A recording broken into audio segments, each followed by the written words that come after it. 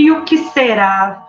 Uma imagem que ficou bastante conhecida, que Freud usou, pensando nessa pergunta: o que será que move gente? O que será que acontece conosco? O que será que acontece nas nossas emoções, nos nossos sentimentos, nos nossos conflitos, na nossa vida psíquica? O que será? Uma imagem que Freud fez que ficou bastante conhecida foi a do iceberg, né? Se você está lá navegando e vê um iceberg, parece que é a pontinha, porque a pontinha é o que dá para ver. E então você fala: nossa, que iceberg grande, que perigo! E nem imagina que além da superfície, além do que dá para ver, existe mais e mais algo bem maior nas profundezas, algo bem maior que não dá para enxergar. Então ele faz essa relação, existe uma grande dimensão da nossa vida psíquica que a gente percebe, que a gente consegue ver, consegue enxergar. Essa dimensão é a dimensão consciente. Mas a questão da dimensão consciente, embora ela também seja importante, ela também pode ser uma dimensão grande, é uma dimensão superficial. Além da superfície, além do que dá para a gente ver, existe uma dimensão ainda maior. Processos que não enxergamos, que não conhecemos, que não compreendemos e que são ainda maiores do que aqueles que superficialmente nós nos deparamos, né? Então essa é uma das metáforas que Freud usa para a gente pensar a nossa consciência e o que em nós é inconsciente. Vamos ver aqui na nossa apresentação. Então essa pergunta, o que será, levou, né, a metáfora. Aqui está um iceberg, a parte que dá para ver, a parte superficial, a parte que a gente enxerga. Só que essa mesma imagem, ela acabou gerando alguns equívocos, algumas compreensões distorcidas, né? Porque o que Freud estava querendo dizer é em termos do quanto é vasto e o quanto é amplo o que na nossa dinâmica psíquica nós não conhecemos, nós não enxergamos. Mas o inconsciente não é um lugar, ele não fica abaixo da consciência, ele não fica num nível profundo da consciência, ele não fica num nível escondido nesse sentido geográfico de lugar. Isso é uma coisa importante. Antes da gente falar sobre o que o inconsciente é, nós podemos falar do que o inconsciente não é. E o inconsciente não é esse lugar ou essa coisa. Freud usou sim a metáfora do iceberg, mas é para a gente pensar em termos de dimensões, não de lugar ou coisa. Então, pensar o inconsciente não é esse lugar profundo dos mistérios, do que não tem lógica, do caos. Muitas vezes o inconsciente ele é visto como essas profundezas misteriosas, essa coisa caótica que fica nos lados mais sombrios e profundos de nós mesmos. Não, esse é um inconsciente, né? A palavra inconsciente era usada antes de Freud, mas o inconsciente mais num sentido da literatura romântica, da filosofia romântica, de algo mais passional, de algo das profundezas. Não é assim que a psicanálise vê. O inconsciente é uma outra forma de determinação psíquica. Né? Existem as nossas determinações conscientes e existem as nossas determinações inconscientes, aquelas que a gente, processos que nós não percebemos que nos movem. Então não tem uma coisa em mim que eu chamo de inconsciente, ou um lugar em mim que eu chamo de inconsciente. O que acontece são processos que me movem, que me motivam, que me impulsionam, mas embora esses processos aconteçam comigo mesma, eles não são conscientes, são processos inconscientes. Por isso que na clínica Freud constrói a regra da associação livre, falar o que vem ao pensamento, porque existe a determinação consciente que a gente escolhe o que vai falar, organiza o que vai falar, pensa numa sequência, pensa em falar direitinho, organizadinho, né?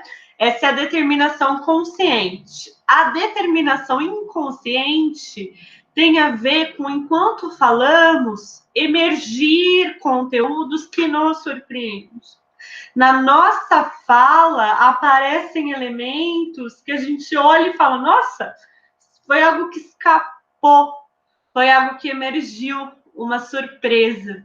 E é por isso que a psicanálise se interessa, né? Pelo que escapa, pelo que transborda, pelo que vai além da nossa organização consciente.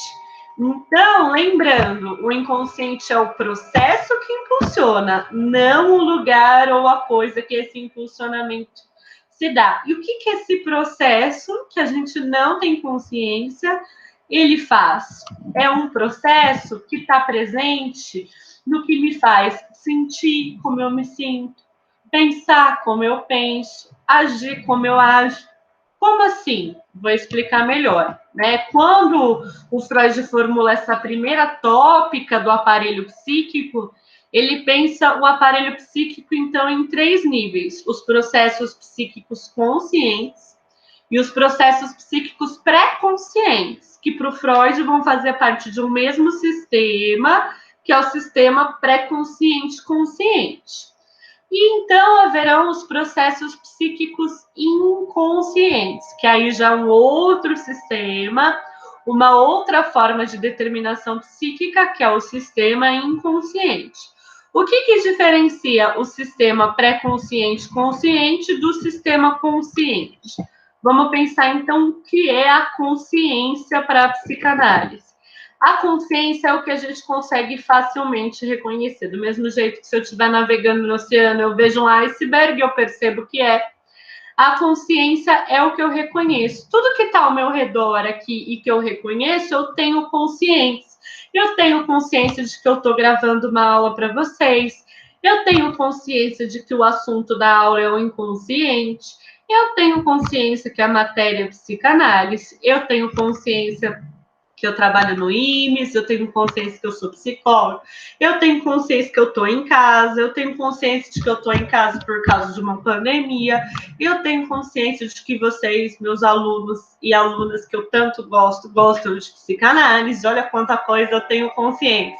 Consciência é o que a gente consegue facilmente reconhecer. Tudo que nós conhecemos é consciência.